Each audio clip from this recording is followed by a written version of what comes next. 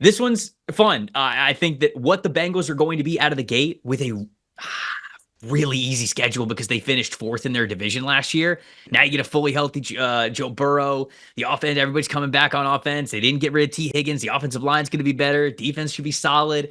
I think this could be an opportunity for the Bengals to come out swinging. But Carmen, what do you think about this one? What is the matchup that matters? Well, hey, in the interest of kind of moving things along, I think you and I have the same matchup that matters, which is Christian Gonzalez versus Jamar Chase, ? Is he going to be covering T. Higgins too? Yeah, probably. How much is Jamar Chase really going to play, given that he hasn't been in practice? You got to say it like Ron Burgundy, because it's on the script. So you got to go Jamar Chase. Jamar Chase? Chase? That's how you I don't know. He has been at practice now. Yesterday, I believe, was his first day back, and he was going through individual drills. I don't know how many team drills he did. The good news is that him and Joe Burrow don't need practice at a rapport. They've been doing this together since college. So the thing is, I want to see how that kind of materializes between both Jamar Chase and T. Higgins, I would argue that T. Higgins was as important to Joe Burrow. If you look at kind of their splits between quarterback and wide receiver duos, T. Higgins and Joe Burrow are in the top 10 in most major metrics. Yeah. And I think we're overstating. I mean, not that Jamar Chase isn't important, because obviously he is, but we're understating how much T. Higgins means to this offense too, and the fact that they were able to retain him. Yeah. I'm very interested because I saw the Bears-Bengals joint practice and saw Jamar Chase in street clothes. He was in the pouring rain with his unit, though, and still out there. So I think that means something.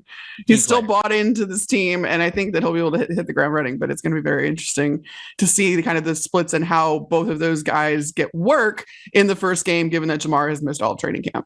I think it was Kay Adams who asked Justin Jefferson. She's like, "Do you care about being the highest paid player in the NFL?" Because right, like the rumor is that Jamar's sort of holding out, obviously, for a new contract, but Jamar wants to be paid 1 penny more, or at least that's what people say, than Justin Jefferson, who is his former teammate at LSU, who I'm sure obviously like they've got some friendly back and forth with whatever.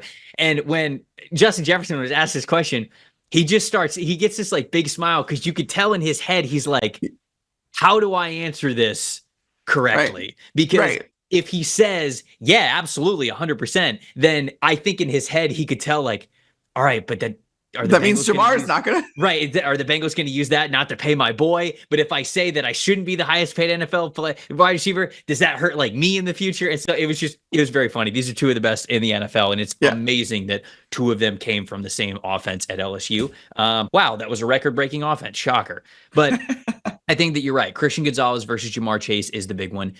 Not only because Jamar Chase is coming off not practicing with the team, but also because Christian Gonzalez is kind of out for a big bounce back year. He's a lot of people's candidate to be a comeback player of the year after how well he played last year before he got hurt and missed most of the season. Last year in 2023, Christian Gonzalez, this just is a rookie, remember, rookie corner. It's tough to play corner as a rookie. 80.8 PFF grade on 209 snaps played, and in single coverage alone, 87.5 PFF grade on 34 snaps. So it wasn't a lot of snaps because he didn't play a lot, but still, that's a great start to an NFL career for a corner. It is so rare you get that kind of success. So I feel as though the Patriots are going to have the opportunity to be pretty fearless with this guy going up against either Jamar Chase, maybe in shadow coverage, or saying, hey, it doesn't matter which one of them's on your side of the field, shut them down. Because like you said, you can't pay too much attention to one and not the other, because it is a two-package kind of a thing, and Joe Burrow is going to distribute the football accordingly. But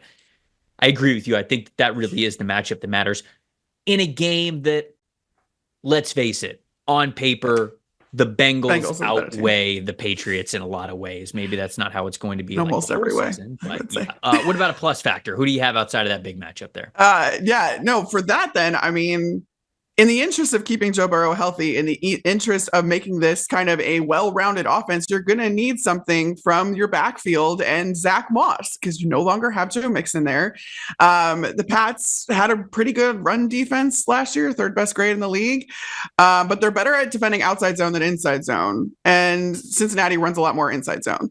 So to varying degrees of success, but I think that they could have success then against a Patriots team that just doesn't defend it as well.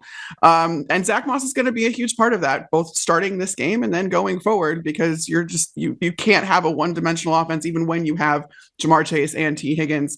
I think it'll go a long way in taking some of the pressure off of Joey B as they get further into their schedule and play some harder teams, because you're right, the fourth place schedule is just a cheat code for these guys right now. It really is. I predicted the Bengals to win like 13, 14 games this year. I think my official prediction was like 14 games. And people were like, there's no way they'll win 14 games. It's like, look at the schedule.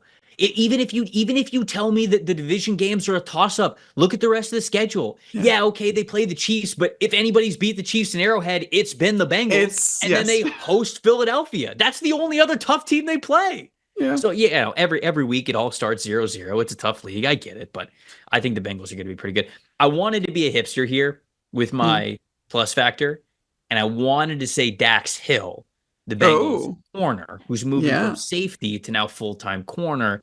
But there's not really like a match. Like, I like Jalen Polk, I like Javon Baker, I like Pop Douglas, but there's not really like a matchup that I would highlight for this one. So I'll be a hipster a different week with Dax Hill. For my plus factor, I think it's got to be Trey Hendrickson, simply because he's been one of the best pass rushers in the NFL. We often talk about like guys at the very top, the Max Crosbys, the TJ Watts, the Myles Garretts, the Micah Parsons, Nick Bosa, right? And it's often like a big 4, a big 5. Sometimes, even Max Crosby can get left out of those conversations. But over the last 3 years, 91.5 pass rush grade from Trey Hendrickson, 6th in the NFL. He's right there. I mean, he's right there with those dudes for how good he has been, how consistent he has been. So he's a major X factor, because there's not really many other defensive linemen that are proven at all when it comes to getting after the passer consistently. So he's got to continue to be their stud on the defensive line, and he's a big part of Lou Anarumo's defense and sort of what makes it go.